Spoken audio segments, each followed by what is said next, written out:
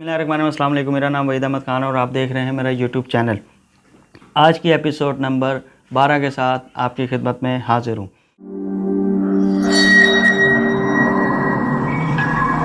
एक स्टोरी है एक नई नवेली दुल्हन की, जिसके साथ एंड में बहुत ही ज़्यादा ख़तरनाक हुआ और वो आज इस दुनिया में नहीं है। ये स्टोरी बेसिकली जो है वो सुनाई तो मेरी अम्मी ने है। ये स्टोरी है 1978 या 77 की, काफ़ी पुरानी स्टोरी है। और स्टोरी कुछ यूँ है, स्टोरी का इंट्रो देते हैं कि शादी होती है। शादी के बाद जो है वो फैमिलीज़ में इशू चलते हैं कि जी हमें इससे करनी थी, उससे करनी थी, और इस वजह से उसको जो है उनके ऊपर जो है वो जादू वगैरह हो जाता है। और जादू कुछ इस तरह से ख़तरनाक होता है कि आप सोच भी नहीं सकते। जब ये स्टोरी मैंने ये थोड़ी सी लेंथी है, इसको एंड तक ज़रूर देखना, और इसके अंदर सबक भी है, वो मैं आपको स्टोरी के लास्ट में बताऊंगा। स्टोरी शुरू करते हैं।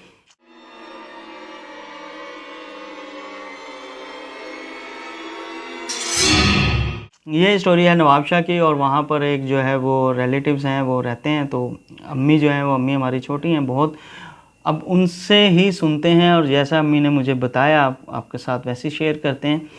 अब उनकी होती है शादी, जो अम्मी की हमारे दूर की कज़न समझ लें, उनकी शादी होती है। शादी के बाद जो है वो तकरीबन 3-4 महीने गुज़रते हैं। गुज़रने के बाद होता ये है कि वो जो जिनसे होनी होती है उनसे नहीं होती, ऐसा करके इशू होता है। क्योंकि ये थोड़ा सा पर्सनल हो जाएगा। आप ये समझ लें कि उनके ऊपर जो वो एक आती है आंटी, वो उनको देती हैं मिठाई वगैरह, उसके अंदर कुछ पता नहीं क्या होता है, तो वो मिठाई जो है वो खा लेती हैं। वो पहले मना करती हैं कि नहीं मैं काम कर रही हूँ, काम के बाद खा लूँगी, लेकिन वो उनको रिक्वेस्ट करती हैं कि आप ये मिठाई खा लें, ताकि वरना ख़राब ना हो जाए, चैंटियाँ वैंटियाँ ना लग जाएँ। वो मिठाई जो है वो खा लेती हैं। खाने के बाद होता ये है कि पहले के दौर के जो घर बने हुए थे वो एक कॉलोनी टाइप थी, और इधर जो है वो सिर्फ कमरे होते हैं बस। उनके जो वाशरूम्स होते हैं वो बाहर बने होते हैं, मेल के अलग और फीमेल के अलग। वो थोड़ी देर बाद जो है वो शाम हो जाती है, तो तकरीबन खाना वाना सब खा लेते हैं। उसके विद इन तकरीबन 3 से 4 घंटे बाद उनके पेट में बहुत ज़्यादा शदीद किस्म का दर्द होता है। वो जाती हैं किसी को साथ लेके, क्योंकि कोई भी जाता है तो वो किसी लेडीज़ को साथ लेकर जाता है। खैर वो जाते हैं लेडीज़ को साथ लेकर वॉशरूम। तो जैसे ही वो जा रही होती हैं, उनको छन छन की आवाज़ें आती हैं। वो पीछे मुड़ करके देखती हैं, कोई भी नहीं होता। फिर वो थोड़ा सा आगे जाती हैं, फिर उनको छन छन की आवाज़ें आती हैं। वो बहुत ज़्यादा थोड़ा सा परेशान होती हैं कि ये आवाज़ आ कहाँ से रही है। उन्होंने कहा हो सकता है क्योंकि पहले के दौर में सब पाजेब वगैरह ये वो चीज़ें पहना करते थे। थोड़ी देर बाद फिर उनको ऐसी आवाज़ आई। खैर उन्होंने इग्नोर कर दिया, और वो जो वॉशरूम से फारिग होके आई और उसके बाद आके सो गई। तो रात जो है वो उनकी तबीयत ख़राब होना शुरू हो जाती है, और इतनी ज़्यादा तबीयत उनकी ख़राब होती है कि वो कुछ उनको समझ नहीं आ रहा होता कि ये क्या हो रहा है। थोड़ी देर के बाद जो है वो जब सुबह होती है, सुबह होने के बाद उनका पेट का दर्द वैसा का वैसे ही रहता है, और बुखार और ज़्यादा हो जाता है। बुखार की इतनी ज़्यादा शिद्दत होती है कि जिसका कोई हिसाब नहीं। बुखार रहता है, बुखार रहने के बाद उनको दौरे पड़ना शुरू हो जाते हैं, और इस किस्म के ख़तरनाक दौरे होते हैं कि वो अपने आप में ही नहीं रहती। पागलों वाली हरकतें, कभी दीवार पे चढ़ जाना, ठीक है, कभी रातों रात वो बस घर से बाहर निकलने की होती है उनकी, कि मैं इस घर से बाहर निकल जाऊं किसी भी तरह।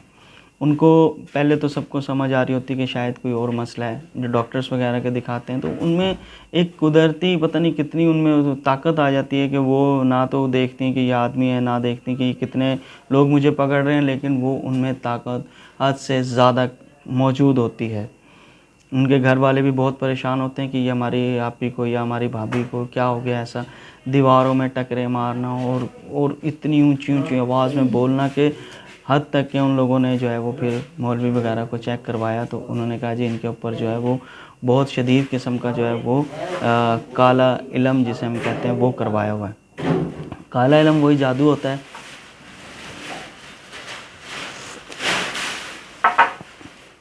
काला इल्म जो है वो बेसिकली जादू ही होता है, और जादू जो है वो बहुत ज़्यादा हैवी किस्म का उनके ऊपर हो चुका होता है।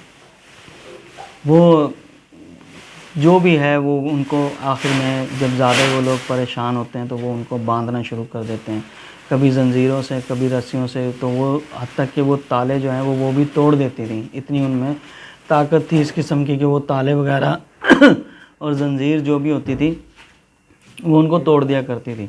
इस तरह चलता रहा 2-3 महीने। उनके जो हस्बैंड हैं वो बहुत ज़्यादा परेशान हुए और इसी दौरान जो है वो उनकी एक माशाल्लाह अल्लाह ने उनको बेटी भी दी। तो वो बेटी भी पैदा हुई। अच्छा, ये होता ये था कि कुछ टाइम उनकी तबीयत ख़राब रहती थी और विदिन कुछ टाइम बाद उनकी तबीयत बिल्कुल सही हो जाती थी। जब सही होती थी तो वो ऐसे होती थी जैसे बिल्कुल निढाल, परेशान। पूछती थी, अम्मी मुझे क्या हुआ, मुझे आप लोग ऐसे क्यों देख रहे हैं? तो उनको कोई भी नहीं कहता था, नहीं कोई बात नहीं, आप सही हैं, आप सही हैं। कभी हाथों पे यहाँ निशान होते थे, कभी क्या। खैर वो काफ़ी हद तक परेशान रही और इसी दौरान उनकी बेटी भी होगी। लेकिन जब दिन ब दिन तबीयत ख़राब रहती रही, आखिर में उनके हस्बैंड बहुत ज़्यादा उनसे परेशान रहने लगे। हद तक कि उन्होंने वो ऊपर छत्ती बनी हुई होती है कराची में, अक्सर आपने देखा होगा, जिसको हम डबल कमरे के अंदर, कमरा बहुत बड़ा था और कमरे की जो छत थी वो भी काफ़ी ऊपर थी। उसके बीच में एक जगह होती है, उसको परछत्ती कहते हैं, जिस पर सामान वगैरह रखा जाता है। उन्होंने उनको जो है ना वो वहाँ पे रखना शुरू कर दिया। जी हाँ, उनको वहाँ पर उन्होंने बांध के और उनको वहाँ पे रखना शुरू कर दिया। वो बेचारी इस तरह भी रहती रही हैं। जब तक उनकी तबीयत ख़राब होती थी वो इस तरह रहती थी, लेकिन थोड़ी देर के बाद वो सही हो जाती थी। इसी तरह चलता रहा, कुछ 6 महीने तक चलता रहा। बेटी भी उनकी माशाल्लाह जो है ना वो सेहतमंद थी और बहुत ज़्यादा खूबसूरत उनकी बेटी थी। खैर उनका हुआ ये कि उनके हस्बैंड जो थे उन्होंने उनको तलाक दे दी। उन्होंने कहा, जी मैं ऐसे पागल औरत के साथ नहीं रह सकता। हुआ ये कि उनके जब उन्होंने घर वालों को बुलाया, यानी कि अपने जो उनके साले वगैरह थे, उस लड़की के भाई वगैरह, उनको उन्होंने बुलाया। उन्होंने कहा, भाई ये अपनी बहन है, ये ले जाओ, मेरा इसके साथ गुजारा नहीं है, ये तो पागल होगी। जब उन्होंने उनकी हालत देखी, सीरियसली वो भी बहुत सॉरी, वो भी बहुत ज़्यादा परेशान हुए कि अभी तो 6 महीने पहले हमारी बहन बिल्कुल सही थी, 8 महीने पहले ये हुआ क्या है?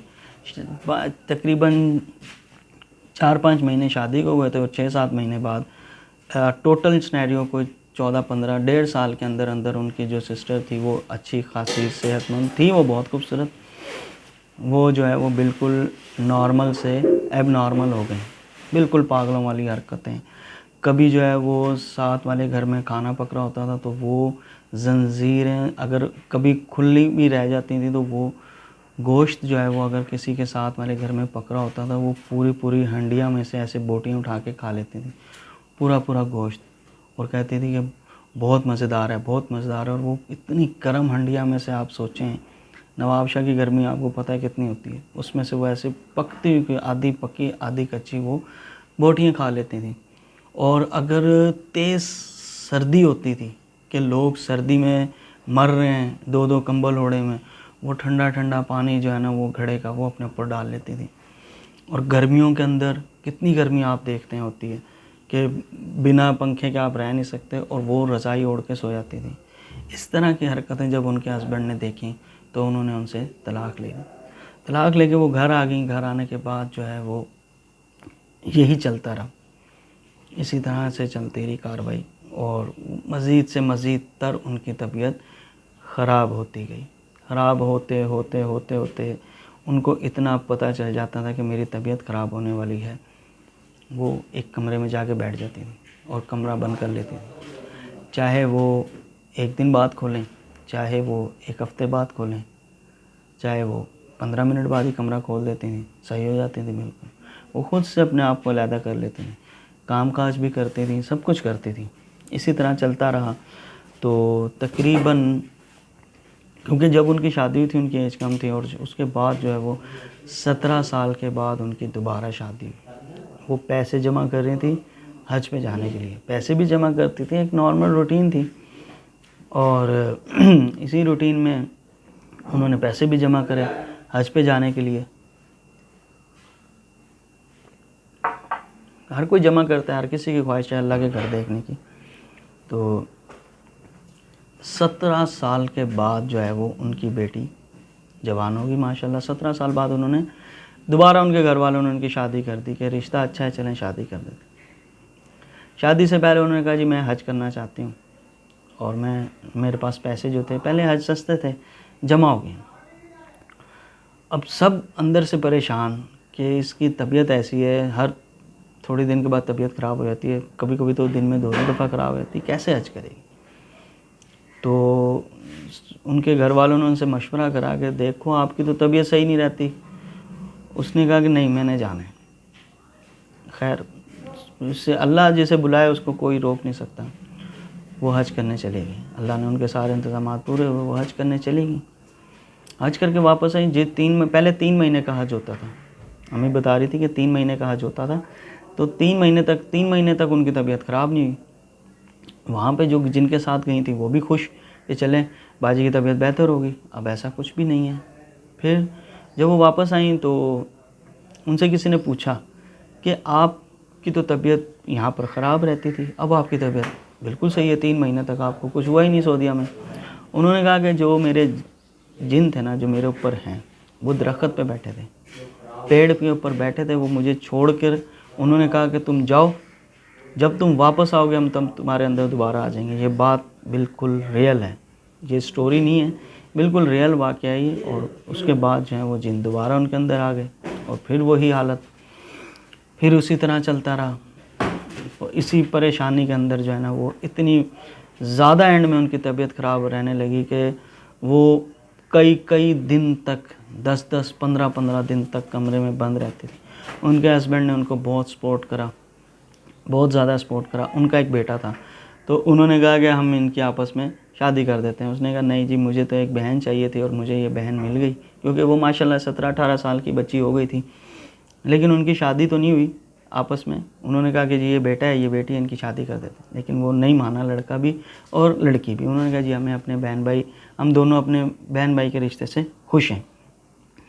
इसी तरह चलता रहा, इलाज करवाते रहे, बांधते रहे उनको, पूरे रस्सियों से बांध के रख देते थे। कई दिन वो रस्सियों में बंधी रहती थी, चीखती थी, इतनी खौफनाक उनकी चीख होती थी कि अम्मी बता रही हैं कि हम छोटे छोटे होते थे तो मैं, क्योंकि अम्मी औरों का घर उनसे बराबर में ही होता था, तो कोई मौलवी आया, वो कहती थी जब जब कोई मौलवी आता था जिन उतारने के लिए उनके, तो वो घूंघट करके बैठ जाती थी और रोती थी ऊंची ऊंची आवाज़ में, आए मेरा बिट्टू ले गया, ओ मेरा बिट्टू को मार दिया, इसने मार दिया, मौलवी ने मार दिया, इसने मार दिया। तो वो मौलवी साहब बताते थे कि ये इस तरह इसलिए रोती है कि क्योंकि ये इसके अंदर जो जिन चुड़ैल जो भी कुछ है, उसके जब जिनके छोटे छोटे जो हैं वो बच्चे वो मरते हैं, वो उतरते हैं, तो ये रोती है। एक दफ़ा वो घर से भाग गई, काफ़ी देर, तकरीबन 2-2.5 घंटे हो गए घर में नहीं। जंजीरें जो थी वो उनकी टूट गई, सब परेशान हो गए, कहाँ गई। देखा तो वो कब्रिस्तान के चौक पे बैठी हुई थी, अंदर नहीं गई लेकिन उस चौक पे बैठी थी रात के टाइम। फिर उनको लेकर आए, उन्होंने कहा आप यहाँ क्या कर रहे हो? कह रही पता नहीं, मुझे तो कोई लेकर आया है, वो कोई मुझे तो पता ही नहीं, मुझे तो खुद डर लग रहा है, मैं अब कहाँ जाऊँ। खैर इस तरह करते करते उनके काफ़ी सारे वाक़यात थे, अम्मी ने मुझे बताए। अगर मैं वो बताने लगूँगा तो स्टोरी बहुत ज़्यादा जो है ना वो आगे चली जाएगी। मैं बिल्कुल इसमें से आपको शॉर्ट्स जो बिल्कुल रियल हैं, वो मतलब जो बिल्कुल बताने वाले हैं वो बता रहा हूँ, वरना तो काफ़ी ज़्यादा इसके अंदर जो है वो पेचीदगी है, काफ़ी लंबी स्टोरी है। मैंने भी अम्मी से 2-3 दफ़ा में 2-3 दफ़ा करके सुनी है, क्योंकि काफ़ी लंबी थी, कुछ घरेलू बातें भी थी, वो कोई ज़रूरी नहीं है। खैर किस्सा मुख्तसर ये है कि उनका इलाज नहीं हो सका। उन्होंने बड़ा इलाज करवाया, उनके हस्बैंड ने पैसा लगाया, डॉक्टरी इलाज करवाया और दूसरा इलाज करवाया, लेकिन उनका इलाज किसी भी सूरत में नहीं हो सका। उनके बच्चों की फिर उन्होंने शादी भी करी। अच्छा, रहता कुछ टाइम के लिए था, अम्मी बता रही थी कि कुछ टाइम के लिए उनका ये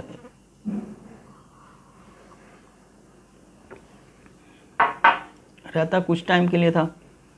कभी तो फ़ौरन सही हो जाते, कभी नहीं सही होती थी।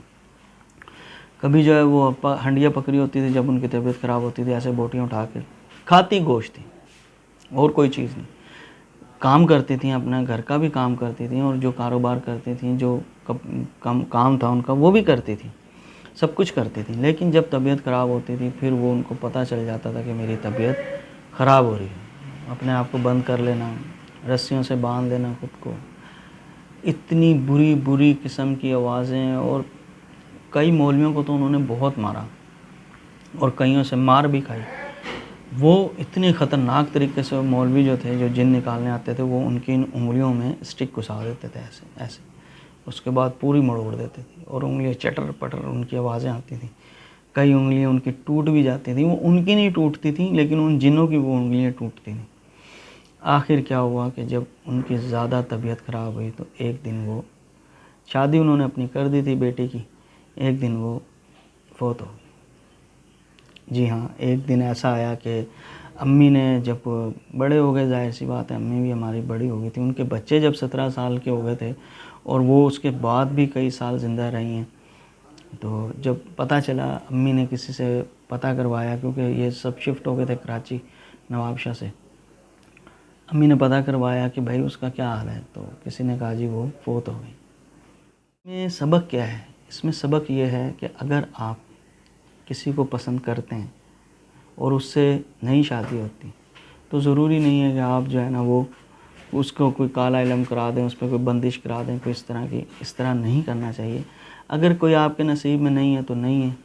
इसमें क्या है कि किसी की ज़िंदगी ख़राब कर देना, और इस्लाम में भी नहीं है कि आप काला इलम या किसी पे जादू टोना करवाएं।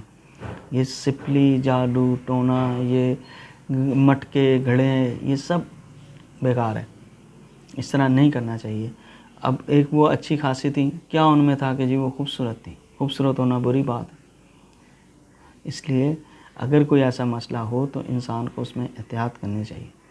और अगर आपको वीडियो अच्छी लगे तो मस्ट लाइक एंड सब्सक्राइब। तब तक के लिए दीजिए इजाज़त, अपना बहुत सारा ख्याल रखेगा। और अगर वीडियो आपके पास कोई भी स्टोरी है तो हमें ज़रूर शेयर करें। अपना बहुत सारा ख्याल रखें, दुआ में याद रखिएगा। अल्लाह हाफ़िज़।